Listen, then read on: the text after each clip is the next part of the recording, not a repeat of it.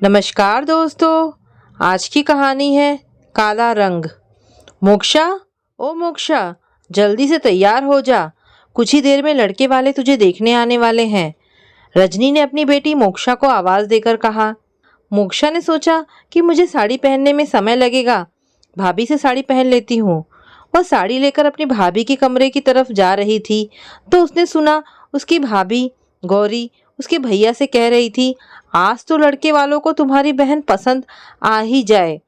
रोज रोज का तमाशा हो गया है, हर बार लड़के वालों की आओ भगत में ही कितना रुपया लग जाता है, फिर वो तुम्हारी बहन को मना करके चल देते हैं। मैं तो तंग आ गई रोज रोज के ड्रामे से। पता नहीं क्या खाकर मम्मी जी ने मोक्षा को पैदा किया था। तुम दोनों भाई बहनों में जमीन आसमान का फर्क है। कहाँ तुम एक राजकुमार से सुंदर गोरे चिट्टे, कहाँ वो काली स्याही जैसी जो रात में तो नजर ही नहीं आती, सिर्फ काली बिल्ली की तरह उसकी आंखें ही चमकती रहती है। मोक्षा के भैया मनीष ने उसे डांटते हुए कहा, यह कैसे बोल रही हो? मोक्षा का रंग थोड़ा काला है, पर कभी तुमने उसके नैन नक्श और गुण नहीं देखे? इस पर गौरी बोली, हाँ वो तुम्हारी बहन है तो उसकी ही साइड लोगे। तुमने क्यों मुझ जैसी गोरी चिट्टी और सुंदर लड़की से शादी की? ले आते उसी के जैसे कोई। यह सब सुन मोक्षा से वहां 1 मिनट नहीं खड़ा हुआ गया। उसने अपने कमरे में आकर जैसे तैसे साड़ी पहनी और तैयार हो गई। लड़के का नाम रमन था। रमन के घर वालों ने जैसे ही मोक्षा को देखा, उन्होंने वहां से उठना चाहा, पर रमन को मोक्षा की सादगी बहुत अच्छी लग रही थी। उसने कहा, मैं एक बार लड़की से अकेले में बात करना चाहता हूँ। वह दोनों अलग कमरे में बात करने लगे। रमन को मोक्षा बहुत ही सुलझी हुई लगी। मोक्षा को भी रमन बहुत समझदार लग रहा था। उसने रमन से कहा, अगर आपको मैं पसंद नहीं हूँ तो कोई संकोच नहीं करिए, सीधे सीधे मना कर दीजिए।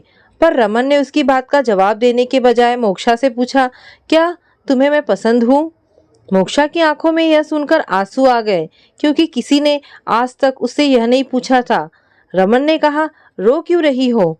तुम मुझसे ज्यादा पढ़ी लिखी हो, मुझसे ज्यादा कमाती हो, तो तुम्हारी इच्छा जानना तो बहुत जरूरी है। मोक्षा ने कहा, आप इतने अच्छे हैं, मैं आपको कैसे मना कर सकती हूँ। कुछ दिन बाद दोनों का विवाह संपन्न हो गया। मोक्षा अपने ससुराल में सबको खुश रखने की कोशिश करती थी, पर उसके ससुराल वाले उसे उसके रंग को लेकर ताना मारते रहते थे।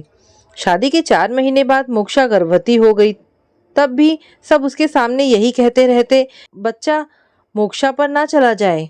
रमन सबको बहुत समझाने की कोशिश करता, पर जब किसी को कुछ समझ ही नहीं आया तो रमन ने कुछ दिन के लिए घर वालों से अलग रहने का फैसला कर लिया। मोक्षा ने घर इतने अच्छे से संभाल लिया था कि उसके जाते ही उसकी सास और नंद को जब सारे काम खुद करने पड़ रहे थे तो उन्हें मोक्षा की कमी का एहसास हुआ। रमन घर में पैसे भेज रहा था, पर मोक्षा की तनख्वाह से उनका घर बहुत अच्छे से चल रहा था। जब 2-3 जगह से उसकी नंद की शादी की न हो गई, तब उन्हें एहसास हुआ कि उन्होंने मोक्षा की भावनाओं को कितनी ठेस पहुंचाई है। उन्होंने रमन और मोक्षा से फोन पर माफी मांगी और घर आने को कहा। वह दोनों घर वापस आ गए। कुछ दिन बाद मोक्षा ने जुड़वा बच्चों को जन्म दिया, पर उसकी भाभी गौरी को डॉक्टर ने कह दिया था कि वो कभी मां नहीं बन सकती। जब मोक्षा को यह पता चला तो वह अपनी भाभी से मिलने गई। उसने गौरी से कहा, भाभी, भगवान सबको सब कुछ नहीं देता। आपके मेरे बारे में क्या विचार है मैं अच्छी तरह जानती हूँ, पर मैं अपने भैया को दुखी नहीं देखना चाहती, इसलिए मैं अपने एक बेटे को आपको देती हूँ। गौरी की आंखें नम हो गई। उसके पास बोलने को कुछ था ही नहीं, बस वह खुद को बहुत छोटा महसूस कर रही थी। वह मोक्षा के पैरों में गिर गई। तो दोस्तों, कहानी यहाँ पर समाप्त होती है। आपको ये कहानी कैसी लगी मुझे कमेंट करके अवश्य बताएं। धन्यवाद दोस्तों।